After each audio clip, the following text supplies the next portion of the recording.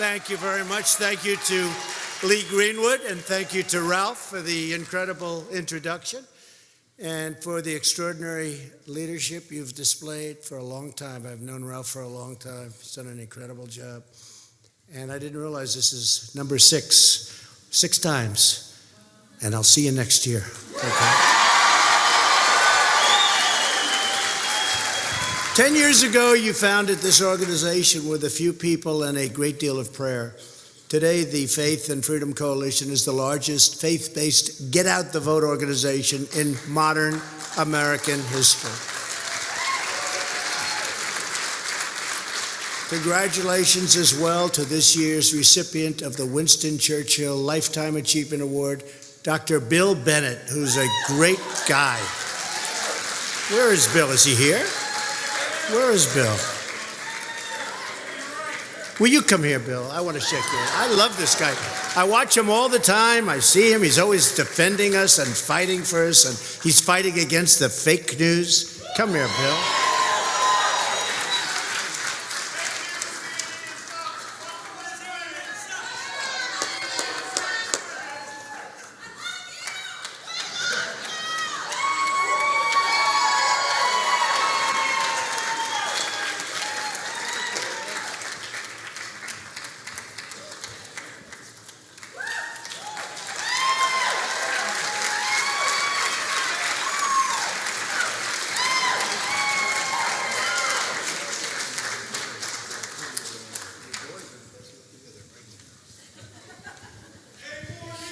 Are his boys here? He's got the best looking family. I don't know how he did it. His wife is beautiful. Let me see. Stand up. Look at that. What a family. What a family. Bill, say a few words. Doesn't know how I did it. With all due respect, you're a very attractive man, but Melania has the edge. You mind?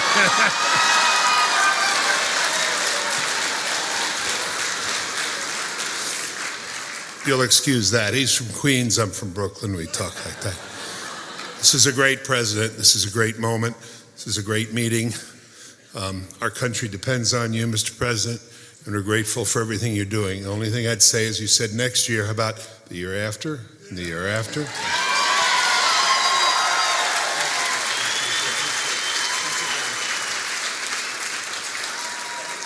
Thank you, Bill. Special man, thank you very much. And he's a fighter. He's a fighter for good. We like fighters. We like fighters for good. It's wonderful to be back here with so many friends and patriots, pastors, rabbis, and a record number of students. Thank you all for the tireless work, that your steadfast support and your daily prayers. Just, it's incredible what it's done, and just keep them coming. Very important. Keep them coming. We're in an interesting time in our country's history, and we're doing great. Just keep them coming. It's very fragile. You know, it's one vote, it's one justice, it's one little thing, and it can all change. You have to be very hard, very vigilant. You have to go out and vote. November 3rd is a big date next year, November 3rd. Mark it down.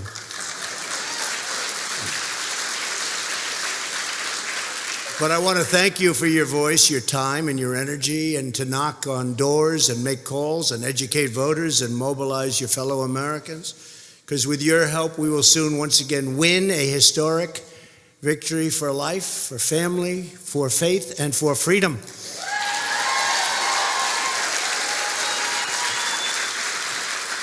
After just 2.5 years, our country is soaring.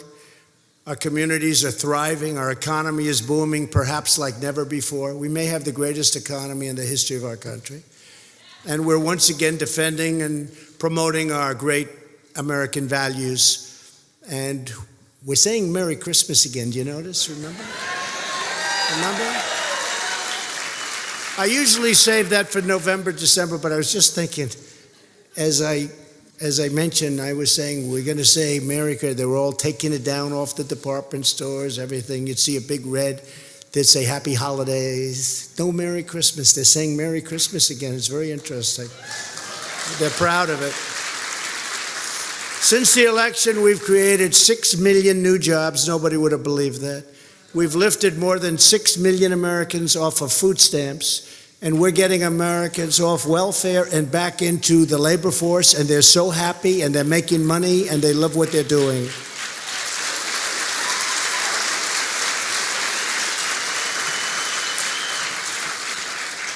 And you've seen me say this before. Where is Sean? Is he here? Our NFL, not only NFL, but he's MVP. Where is Sean? Is he here? Where is he? Because we just went over some numbers. Stand up. MVP. I'm going to read his book. He gave me his book in 2005, 2006. What was that, Sean? 2005 MVP. I said, you think I could take him in an arm wrestling contest? And his good friend said, don't do it, Mr. President. Right? Thank you, Sean. I'm going to read the book on the plane. I'm going to Japan right after this, so I'll be meeting with some nice fellows. Our other nations, competitive nations and competitors, and that's okay. We're doing great. We're doing better than any of them. Thank you, Sean. Thank you. African American, Hispanic American, and Asian American unemployment have reached the lowest rates in the history of our country. The whole history. And if I was wrong about that, Sean, if I made that statement and if it wasn't exactly correct, all those people back there, and there's a lot of them, you'd see before I was even finished, it would be headlines. I have to be very careful, Sean. The woman's unemployment rate is now the lowest in 65 years. And to help American families, we doubled the child tax credit. That was Ivanka Trump worked hard on that. We're fighting for all Americans, and we're embracing the faith community. We are embracing it like it hasn't been embraced in many, many years. You know that. And when we're doing that, we're uplifting our nation. We're greatly uplifting our nation. When I asked for your support in 2016, Americans of faith were under assault. But the shameful attempt to suppress religious believers ended the day I took the oath of office.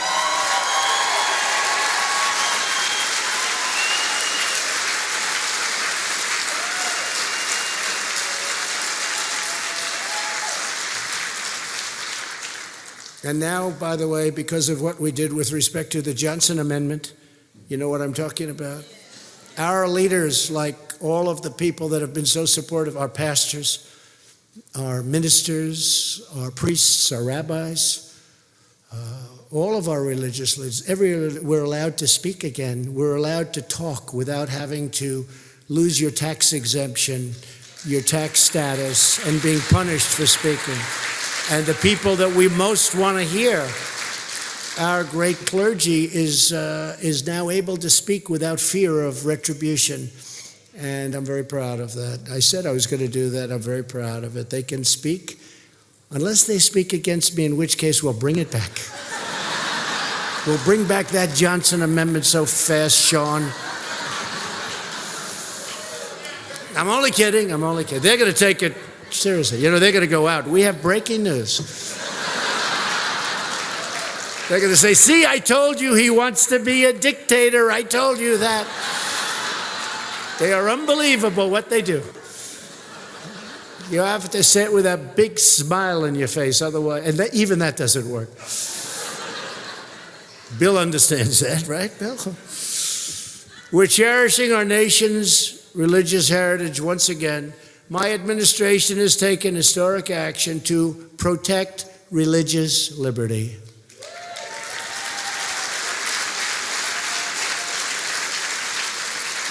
We're protecting the conscience rights of doctors and nurses and teachers and groups like the Little Sisters of the Poor. We're with them. Made a lot of progress. We've taken action to uphold free speech on college campuses.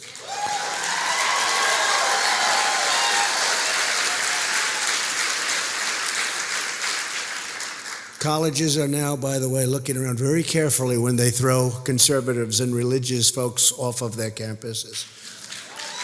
Looking around very, very carefully because they have a big, fat, beautiful monetary penalty to pay. I haven't heard too much about it since I did that a few months ago. Do you notice that? I haven't heard so much about that. We give them billions and billions of dollars and then they don't let people speak. And I don't care, liberal, conservative, it doesn't matter, Republican, Democrat, but you can't do that. We're preserving our country's vital tradition of faith-based adoption, and we're proudly defending the sanctity of life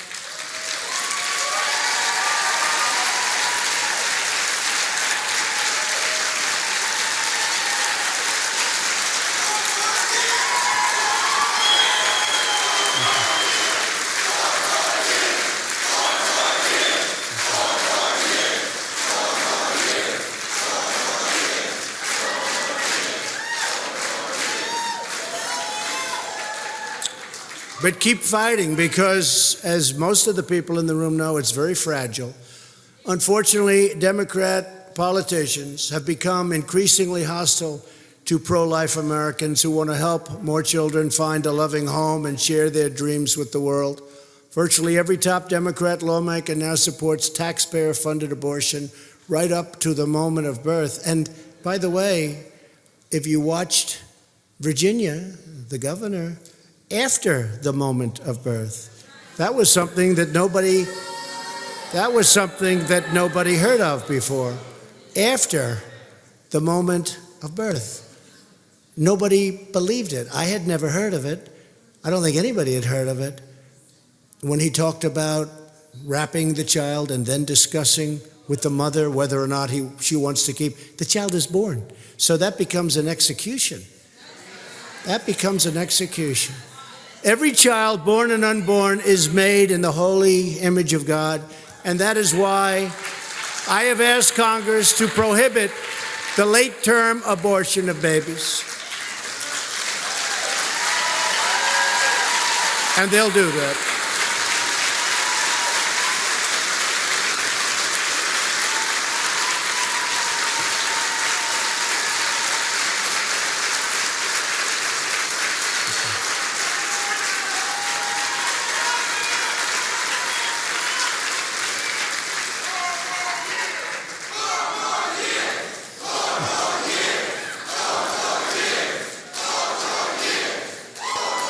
Thank you very much. Thank you very much. Appreciate it. Thank you. Thank you very much. Thank you. During my first week in office, I reinstated the Mexico City policy. People thought that wasn't going to be happening. We've issued a final rule to prohibit Title X taxpayer funding from subsidizing the abortion industry. And just last month, our administration ended federal funding of fetal tissue research. All of us working to foster a culture that celebrates the sacred worth of every human life. And this can all change very quickly. Just remember, we've done things that nobody thought possible. We've done things that are so good and so righteous and also so fragile. The wrong person in office, in this office right here, can change it very quickly. Bill will tell you that. Bill understands the system probably better than anybody, and Bill will tell you that. We're building a society that values the limitless potential of every person, and we're strengthening the bonds that tie us together in the wondrous tapestry of creation. Here with us today is someone who shows us the power and majesty of life. I was very proud to host her in the Oval Office earlier this year. Katie Shaw. Where's Katie? Where's Katie Shaw? Thank you, Katie.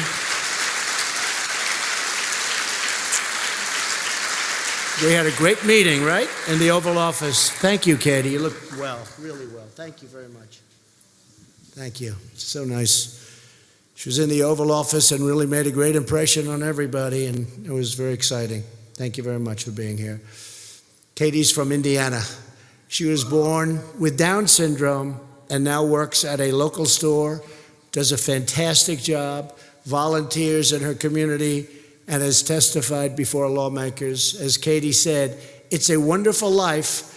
I've made the world a better place. And Katie, yes, you have. You have.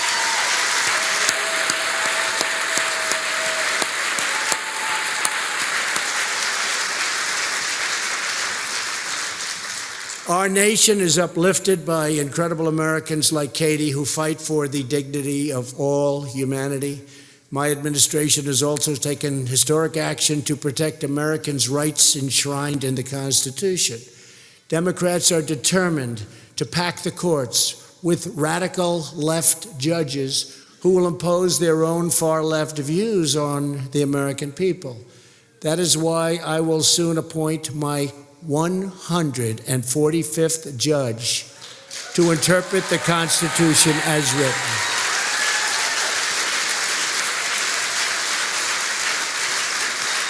You know, normally when a president assumes his position in the White House, you have no judges.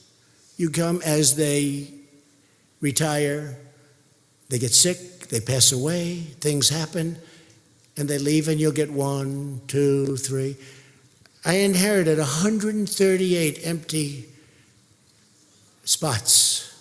138. I said, this is impossible, because President Obama either didn't get them through or couldn't get them through or something happened. But I said, how many judges do I have? Sir, you have 138 federal judges. 138, which is percentage-wise going to be a record. But the only one that has a record greater than mine percentage-wise is George Washington.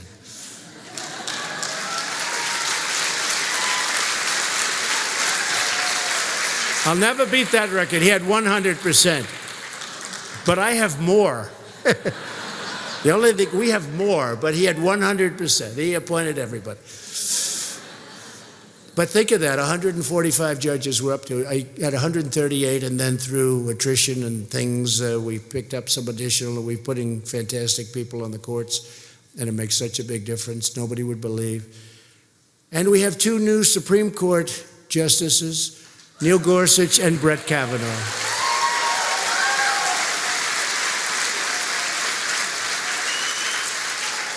And exactly a year ago today, in a 5-4 decision, the Supreme Court upheld the First Amendment rights of pregnancy care centers.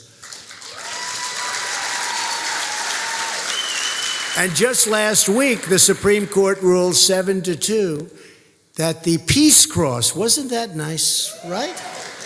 There's one that would have come down. In a beautiful memorial in Maryland, which honors our heroes of World War I, but it's in the form of a cross, and they said it can stand on public land for all to see. Isn't that nice? It's so beautiful, and it takes up such an important place in that area, in that whole state. And they wanted to rip it down. They wanted to take it down because it was a cross. And we won that one just 2 days ago in the Supreme Court. Isn't that great?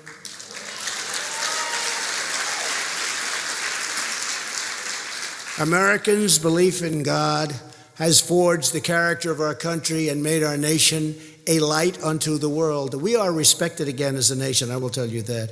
And I'm not only talking about from a religious standpoint, our country is respected again.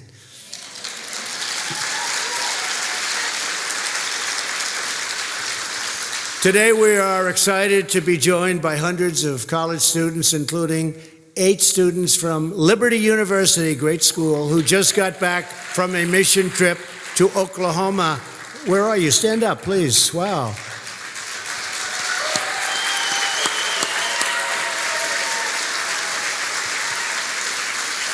That's fantastic.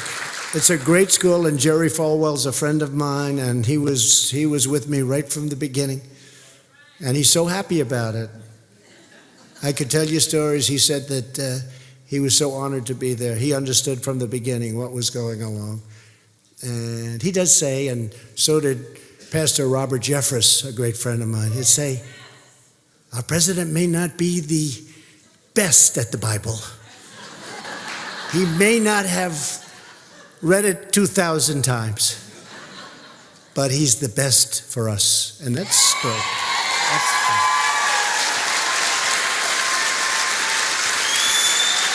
That's true.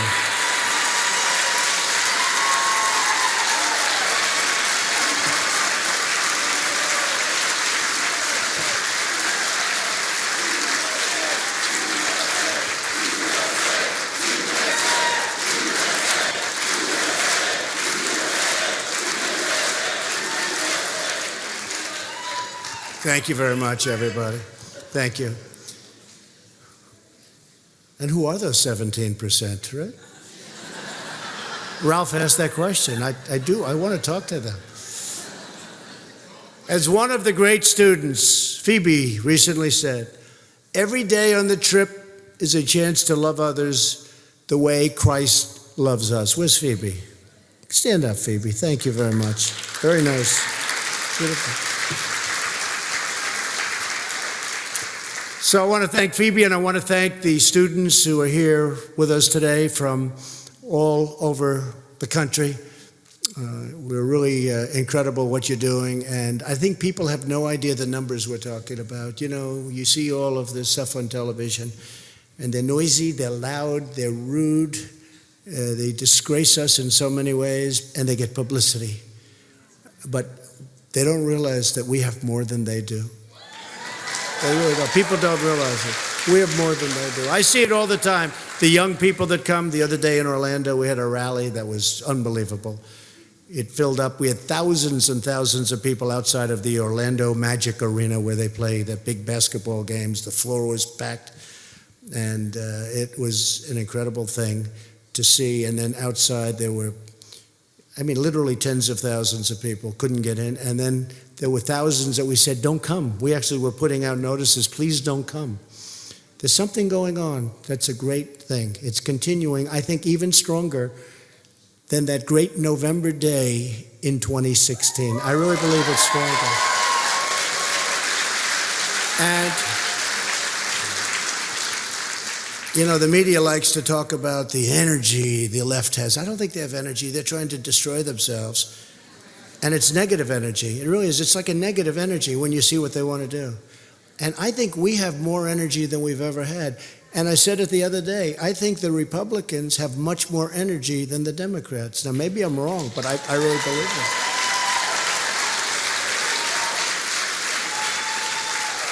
And they like to talk about 2018. Well, number one, in 2018, I didn't run. I wasn't running. I was helping people, and almost everybody I helped. The governor of Ohio, he's great. The governor of Georgia, he's great. The governor of Florida, Ron DeSantis, he's great. Oklahoma, so many different places. Every place, we had such tremendous, and remember, they were going to take over the Senate and the House. Well, there's so many people in the House.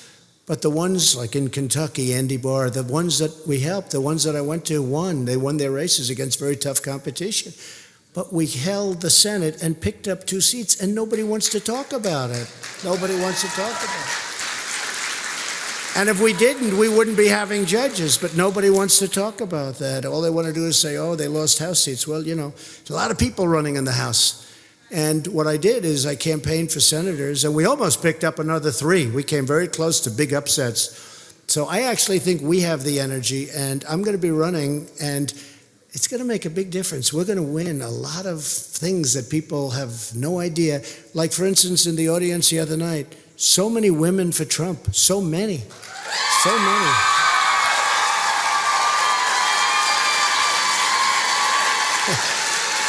But they did the same thing. They did the same thing.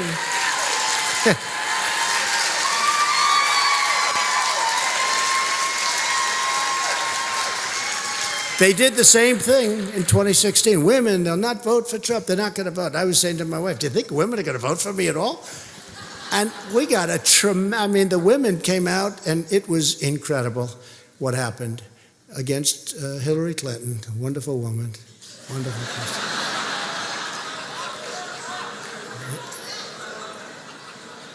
Who dubbed us all the deplorables. She actually said 2 words, you know. You know the other word. She said deplorables and irredeemables. And I thought the word irredeemable was going to catch on. Shows you what I thought. Because I think irredeemable is worse than deplorable, right? Wouldn't you say, Bill, give me a definition. Isn't it worse? But the next day I made a speech. I'll never forget. She used it. I didn't think too much about it. The next day I'm in this big stadium making a speech, and I see, we're the deplorables, we love you. Saying, where did that come from? See, that's why politics is a tough business. One word can put you right out of business, right? One word. That was not a good speech she made. I don't know who wrote it, but I don't think she'd ever want to use them again. The deplorables. The activists, the activists in this room, and that's what you should call yourselves. You're activists. Be an activist. They are activists. What they do is so terrible. Be activists. That's okay. There's nothing wrong with it. And the believers across our country, they strengthen our communities in countless ways, so many ways. That's why we're empowering Americans of faith to live by the Lord's calling, to love their neighbors. We've created nearly 9,000 opportunity zones with Tim Scott from South Carolina. He's a great guy. Great guy. He came in with this idea, and nobody had any idea it was going to work like this. There's never been anything that worked like this. It's incredible what's going on with opportunity zones, brand new, which give churches and investors more ways to rebuild distressed communities. And last year, with the help of many faith leaders, I signed groundbreaking criminal justice reform into law.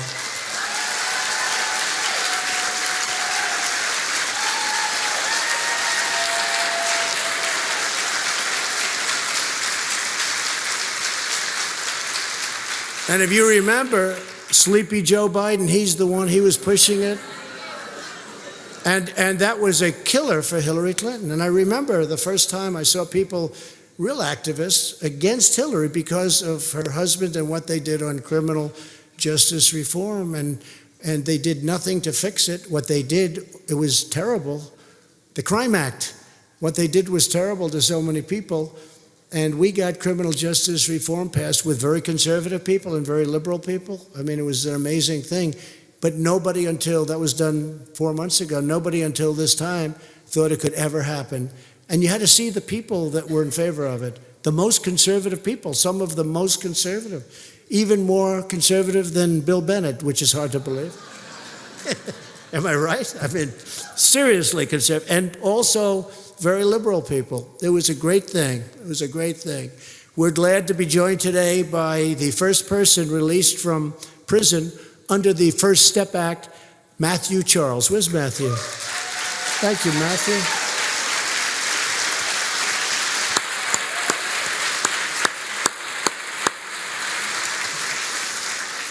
That was very unfair, what happened to Matthew and many other people. Many other people. We're very tough on crime, but what happened to some people was very unfair. So it's really great that you're here, Matthew, and I hear you're doing phenomenally well, and we appreciate it. What a great, great person you are. Thank you. Thank you. Thank you very much. To help our citizens overcome the grip of opioid addiction, big problem, we secured a record $6 billion in new funding, including support for treatment and faith-based organizations. And we've had a great, great experience. People don't know. Way down, opioid, way down. Unfortunately, other drugs sometimes take the place. Fentanyl is a disaster coming in from China. I'll be talking to President Xi about that tomorrow. But we have tremendous amounts of drugs that come in from places, and we got to stop it. And we're doing pretty well, but it's a tough, every time you knock one, another one pops up. But we'll be talking to President Xi about that. For the most part, China makes the fentanyl, and it's unbelievably powerful and unbelievably destructive and bad. We're expanding affordable health care, increasing access to plans, 60% cheaper than Obamacare. We're doing a plan that's going to come out if we win back the House. If we keep the Senate and win the presidency, I think we're going to do all. I think we have a great chance to do all. We have a health care plan that's far better than Obamacare. I'm keeping Obamacare alive because I felt I should do that. We had a chance to terminate it, A gentleman voted against it after campaigning for many years to repeal and replace. Then he voted against repeal and replace. Someday somebody will explain that to me, but that's what happened because we just about had it done. But we're going to actually end up better, I think. We're going to do, if we win the House back, keep the Senate and win the presidency, we're going to have a plan that blows away Obamacare. It'll be less expensive and it'll be far better health care and health insurance. And we'll be announcing it over the next month or so. And to help patients access life-saving treatments, we passed Right to Try. I love that. You know what that is. I hope nobody in this room ever has to use it, especially you folks, you're so young. But I hope nobody has to use it. But people would travel all over the world to try and get relief. People that had money, people that didn't have money would just go home with no hope. And now we have the right to use our great geniuses, the best in the world, for possible cures that haven't been approved yet. Couldn't use them. They'd go to Asia, they'd go to London, people would go to London, any place. And now we're using it, and we have had some incredible success. And I must say, the other day I was watching a favorite network of mine that I really have a lot of respect for. That doesn't always treat me so great, by the way. They could do better. But at least they're fair. And I was watching and I heard the story of an incredible, unbelievable young woman who was battling rare bone cancer. They made a mistake. A doctor or a hospital made a mistake. She called it it was a medical error. Her name is Natalie Harp, and she lit up the television screen like very few people I've ever seen do it. And she talked about how they were preparing her for death. And because of Right to Try, she's now living and I think doing phenomenally well. And somebody said she's here. Are you here, Natalie? Where's Natalie? Will you come up here, please? Come up, Natalie.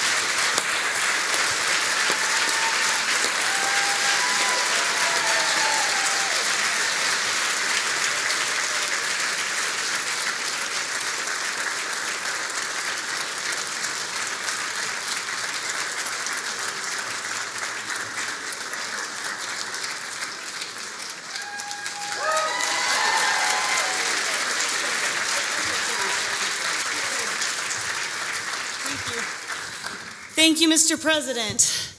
You know, we all know the story about the Good Samaritan, but what you don't know is I was that forgotten person on the side of the road, the victim of medical error, the number 3 cause of death under the previous administration, and left to die of cancer. First, the medical establishment, they came by and they saw me there, so they wrote prescriptions for opioids and they walked on. Next, the political establishment, they saw me there. And they stopped just long enough to come over and tell me how to die, how to speed up my death so I could somehow die with dignity.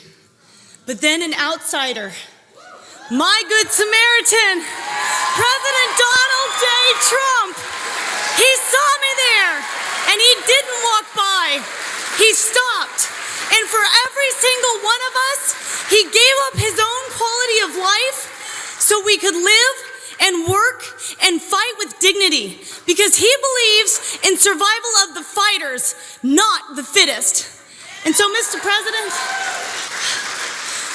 I have to say you have made a lot of promises to us, and you have kept every one of them. So now we're going to make you this promise. Just as you fought for us, Forgotten America will never forget how you saw us on the side of the road, and you walked over, and you picked us up, and you made us great again.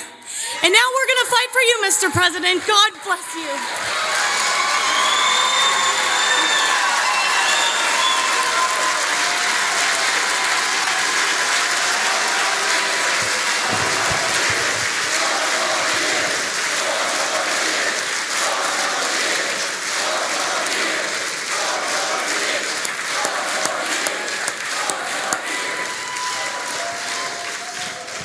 Thank you, Natalie. It was an incredible thing. I saw the pictures of Natalie. She was in a wheelchair, she was in a bed, and they showed, and it was so incredible. And they were actually preparing her for death. And because of Right to Try, they had a medicine that wouldn't have been approved for years, but it was very, very, it's looking good. It was looking very good. Now it's looking a lot better, Natalie, I have to tell you. I don't know what that was, but that sucker worked, Natalie.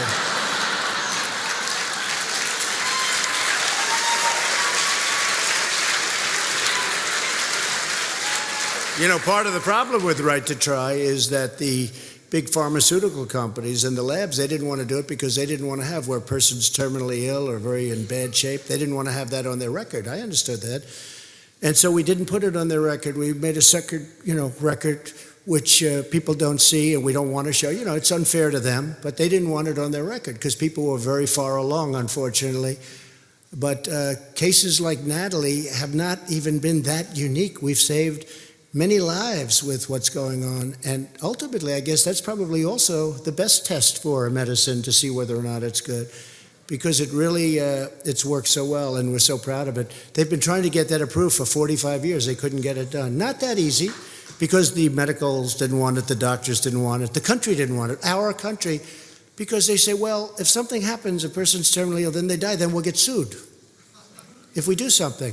I said, that's okay. They'll sign an exculpatory letter. They'll sign a letter saying that we're not going to hold anybody liable. That's okay.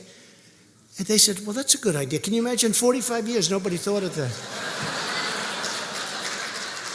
Obviously, they're not in the real estate business in New York.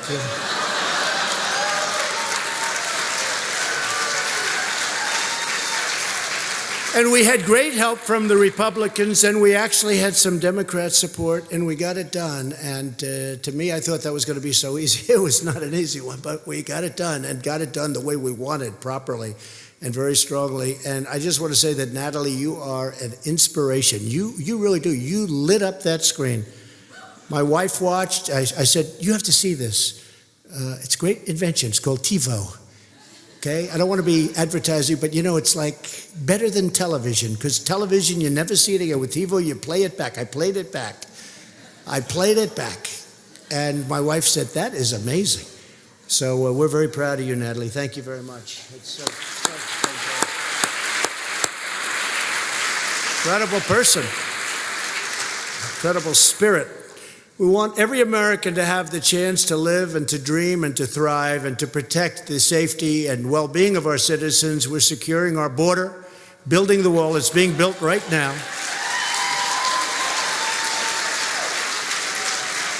Could have been so easy, the wall, if they gave us the money, but they won't give us the money. The Democrats won't give us the money, and I think it's more political, because a wall works, okay? They have drones. They want to give me unlimited money for drones, unlimited money for everything. A drone flying up in the air doesn't help as 5,000 people are charging the border, unless you want to take nice pictures of what's happening. So we'll have I probably believe more than 400 miles built by the end of next year. It's under construction now, and I'm taking from here. We're all over the place. We're taking Army Corps of Engineers is doing a great job, but we're building a lot of it. It's already started, and it's a lot of it's being done, and it has such a tremendous difference. It's day and night. This year alone, 43,000 minors have been illegally smuggled across our border, providing a lucrative cash flow to some of the most dangerous criminal organizations anywhere in the world. Loopholes in federal law prevent Homeland Security from removing illegal aliens who get smuggled into our country through bad laws. It's our bad laws. And by the way, Mexico, they're really helping us. They just put 6,000 soldiers on the southern border, their southern border, and they just announced they're going to put 16,000 soldiers on our southern border. And it's had a huge impact. It's only been a few days, literally, but it's had a huge impact, and they were great. And I'm glad I didn't have to do tariffs on Mexico. I'm glad. I'm very glad. But we've been trying to get them to do that for 40 years, more. They said for 40 years. And I'll tell you what, they stepped up. And as I say, Mexico is doing more to help us than the Democrats, who are doing nothing. Nothing. We have repeatedly asked the Democrats to close these loopholes and to save the lives of young immigrants. I mean, they're too busy interviewing people on the Russian witch hunt, on the hoax. If they spent a little bit less time on the Russian witch hunt, which turned out to be a total phony deal. Actually, they're the ones that committed the crime, as it turned out. If they spent some time on that, they could solve the loophole problem in an hour. They could solve the asylum problem in an hour. And we'd have no problem whatsoever at the border. They don't want to do it. They want things to look bad. They want open borders. Open borders mean crime, means human trafficking. Human trafficking. Mostly women. Okay? Human trafficking. This is like prehistoric, a word like that, trafficking. Who would think? There's more human trafficking in the world today than there ever has been in history. Who would think that? You think of it almost as an ancient term. It's not. Because of the internet, all over the world, it's happening. Mostly women. And the Democrats don't want to fix it. Someday you'll explain this to me. And I actually think even from the strictly political point of view, I think it's a terrible thing for them. I hope they, actually, I want them to fix it. I really do. But if they keep going in this path, who the hell would want to vote for them?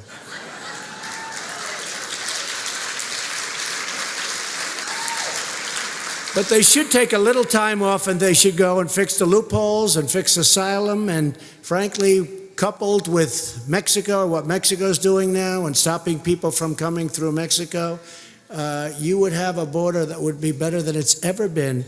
And we'll be there pretty soon in any event. And as the wall goes up, every area that we build, we pick the worst areas first, but it makes a tremendous difference. Democrats who refuse to close these smuggling loopholes are effectively supporting and promoting child endangerment and exploitation. And they're making some very, very bad people, the cartel people, rich, very rich. People are saying they're making as much money or more money with people now as they do with drugs. These are rough people and they're bad people, and we could solve it so easily. They've got to fix the loopholes and fix asylum. The tragedy playing out on our border is the predictable result of Democrats' twisted obsession with open borders policy. They want open borders. You saw these massive caravans of 10 and 12,000 people, 15,000 people in one case. And in those caravans are some very good people. But also in those caravans are some very, very bad people. And they're probably put there by the countries who want to get rid of them, probably. I don't say that. But we were paying those countries $600 million a year, and I cut it off about 7 or 8 months ago. I said, look, they could stop these caravans. And then I took a lot of heat from Democrats that said, we want to pay them. Well, maybe if they get it right, but they're doing better for us right now. If you look, Guatemala, Honduras, El Salvador, they're doing much better for us right now. We're close to a safe third agreement with Guatemala, which we appreciate. They're doing much better for us now than when we paid them. When we paid them, they were just taking our money and laughing at us. Now they'll do anything to get that money back. And if they do a great job, I think we'll maybe do that, right? Does that make sense? But $600 million a year we were paying, and we were getting nothing but disrespect. And this is for many, many years. Now I took it away. And honestly, they've been, I think, much different. But they would put bad people in those caravans. They don't want killers. They don't want murderers. They don't want people that are criminals. So let's send them to the United States. And they're not doing that anymore. And we're doing some very strong work. And again, with Mexico having 6,000 soldiers at that border, that's a tremendous deterrent, I can tell you. Democrats are solely responsible for the humanitarian crisis because they've refused every single effort to shut off the magnets of child smuggling. Hard to believe. As long as coyotes believe they can use children to evade our laws, children will continue to be endangered. When you come in with a child, our laws are so bad that you have a tremendous advantage. So you get these people, and they give them children, and they charge them for it. They walk in with a child that isn't their child. And because the Democrats have these horrible laws that were horrible many years ago that they should have fixed a long time ago, but they don't want to do it for political reasons. But think of it. If you have a child, it's much easier to come in. And that's why we have so many children who've been so badly abused. And we're taking care of them much better than President Obama took care of them, I can tell you that. Much better. And he was the one that had separation. I'm the one that put people together. And I said, you know, when you put the families together, because separation is so bad, a lot more people are going to come up. And I was right about that. But still, the whole concept of separation is so bad. But again, fixing the laws would solve everything. And they could do it so quickly. It's so simple. They know what to do. They just don't want to do it. If the Democrats have any shred of moral decency on this issue, they must immediately charge forward and change our laws. They have to end all child smuggling. We have laws. It would end all of this horrible child smuggling. How do we have thousands upon thousands of children? We have them because the law incentivizes criminals to bring children up and use those criminals to get people into our country. Can you even imagine this? And we're the only country in the world that has this. The only country in the world. And we want to put behind bars those criminals that place children in this kind of danger. Every day Democrats obstruct these changes. They fight like hell so that we can't make the changes. Every day they leave laws and trafficking victims. And, you know, we have a very, very tough law, Trafficking Victims Protection Reauthorization Act. They leave it in place. More migrants are put in harm's way and exposed to abuse and assault by criminal cartels. They could fix that so easy. It would take no time. This lesson can be seen all over the world where the rule of law is eroded. Where it is eroded, the Democrats, even when we had both houses, where we had Congress, where we had the Senate, and we had wonderful congressmen. We had the House of Representatives and the Senate, but we didn't have enough votes because it was very close. We needed 60 votes, and we had 51 votes. And sometimes, you know, we had a little hard time with a couple of them, right? Fortunately, they're gone now. They've gone on to greener pastures,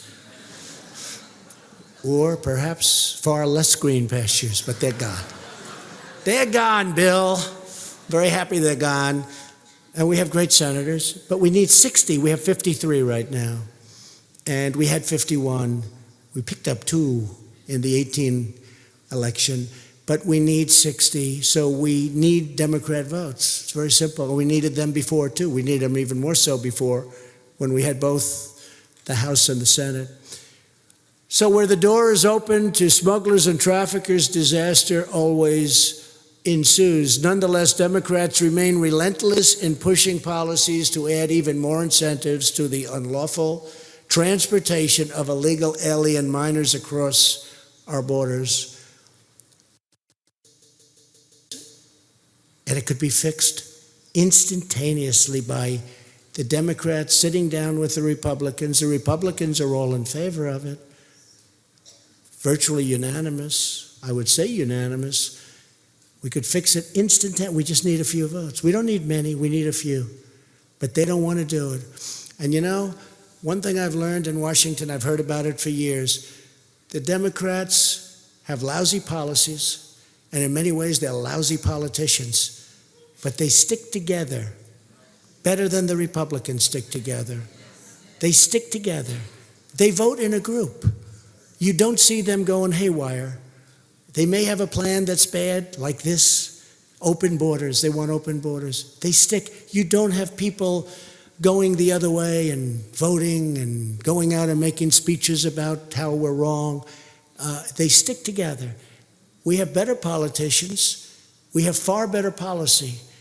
But the Democrats do stick together. And frankly, I give them credit for that. But it's bad for our country. It's very bad for our country.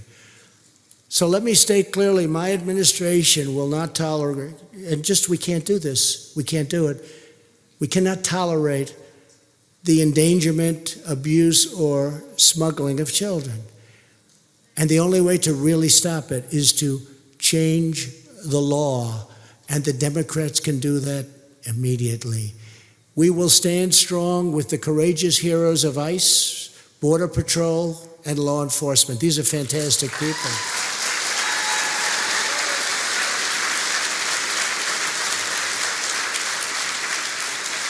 They want to get rid of ICE.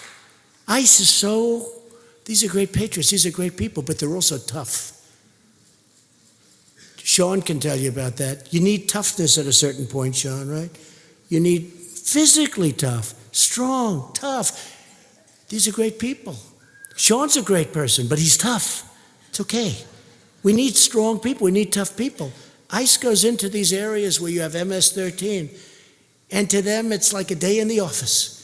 And they'll walk into the middle of a gang and they start swinging. I don't think I'd want to do it. I don't think too many people want to do it. But these are brave people, and they're great people, and they love our country. And you have some congressmen in particular, but also some Democrats, they want to get rid of ICE. I'll tell you what, you get rid of ICE, you're going to have problems, because we take MS-13 out of our country by the thousands. We take other gang members out and drop them back either into jails, which in a way I hate to do, because then we have to pay for them for 30 years. I hate to do it. But we bring them back to their countries and say, you handle them. Problem is that all of a sudden, 2 years later, you see them again, because our laws are so screwed up. To protect our nation, we're also rebuilding the United States Armed Forces like never, ever before.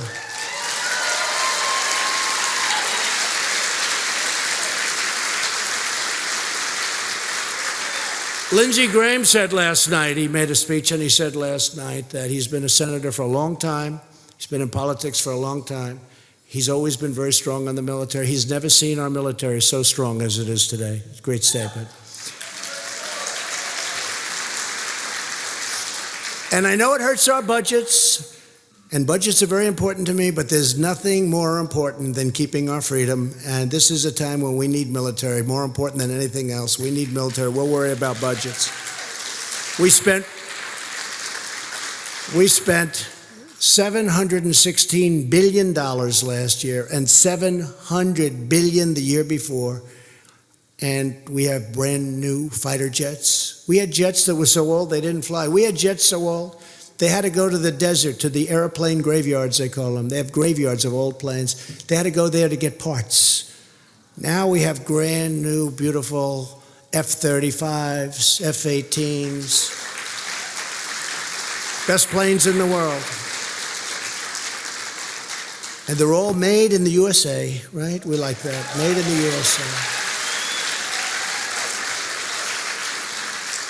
And as was stated a few times, because I've seen it and heard it so much here, but I recognize the true capital of Israel and opened the American embassy in Jerusalem. Thank you.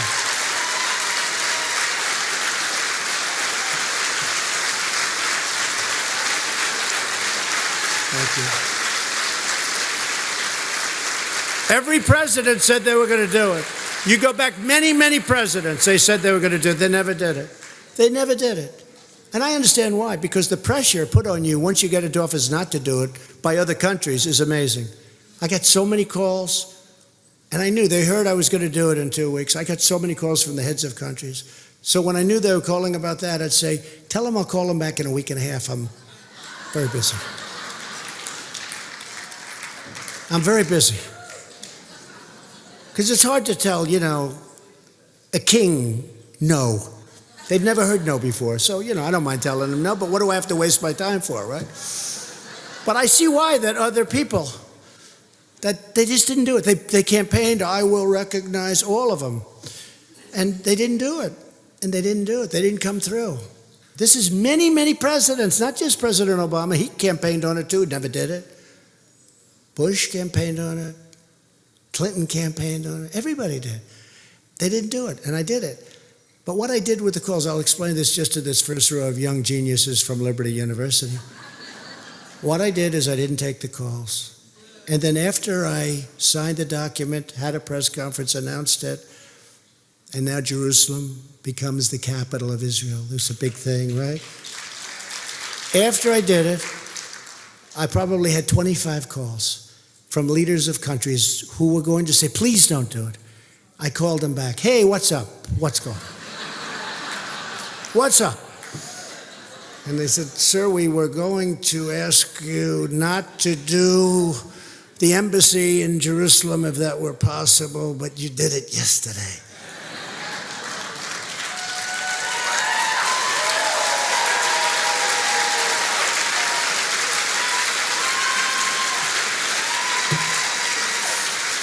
And I said to all of them, I said, oh, gee, I'm sorry, I wish I got to you a little bit earlier. And this year we recognized Israel's sovereignty over the Golan Heights. That was another big thing.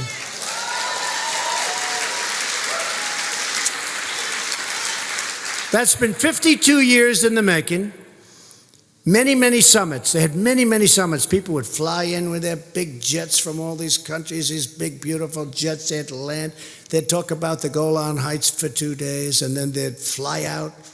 Nothing would happen. I did it. First time. And maybe most importantly, or very importantly, I withdrew the United States from the disastrous Iran nuclear deal.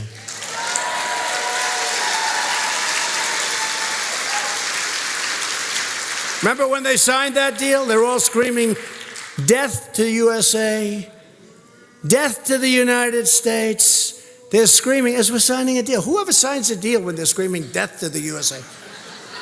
You got John Kerry, the world's worst negotiator, who, by the way, has totally violated the Logan Act, okay? You know, he's talking to them all the time, telling them what to do. Gee, don't do it. You're going to make me look bad if you do it. Don't make a deal. Wait Trump, he probably says, wait him out, maybe you'll lose the election. How about that? We have a long way to go, 15 months, right? And you have a guy saying, wait him out, maybe you'll lose the election. That's against the law. It's against the law. You can't do that. I'm supposed to be doing a good job. I tell you what, if it weren't for him, I really think they would have already been in negotiations with us, maybe even had a deal. But maybe that won't happen, and if it doesn't happen, that's fine with me. I have unlimited time, as far as I'm concerned. But that was a disastrous deal. Death to America, death to Israel. Remember, they're signing it, Kerry's signing, they're screaming, death to Israel, death to America. We've imposed the toughest ever sanctions on Iran, and we added more this week. My administration is also speaking out against religious persecution all around the world.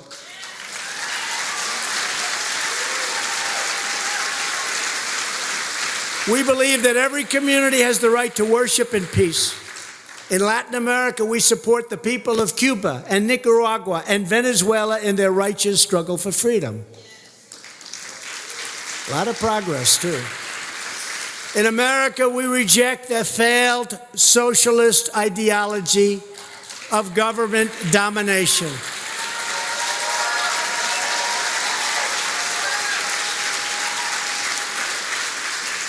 You'll end up with another Venezuela right here, and it won't take long.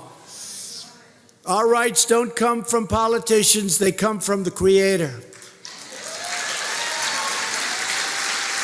America was not built by bureaucrats. America was built by innovators and entrepreneurs, pioneers and pastors and ministers and priests and families and factory workers and rabbis and dreamers and doers. Our destiny is not written in Washington, it's written in our hearts. We know that faith and prayer, not federal regulation, defines the moral character of our country. We know that. We know that families and churches, not government officials, know best how to create strong and loving communities. That's why our pastors and our clergy telling us what they think. I want to hear from them. I don't want them to be held up in making a statement. I want to hear from those people. Those are the people you want most to hear from, perhaps even more so than your president, but maybe not. I don't know. You tell me. But I want to hear from them. I don't want them to be hurt or harmed or taxed because they're giving their views. Those are the views I want to hear. Above all else, we know this. In America, we don't worship government, we worship God.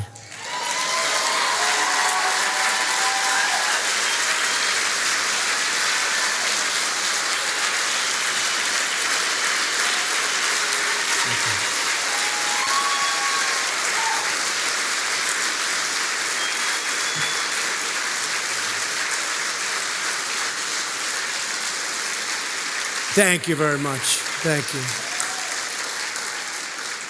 We've got you back. Got you back. You came out like no movement in history. There's never been a movement like happened in 2016. Never happened before to that extent. There's never been a movement like that. I could ask, thank you. I could ask somebody like Bill Bennett. I mean, there's never been an election like this.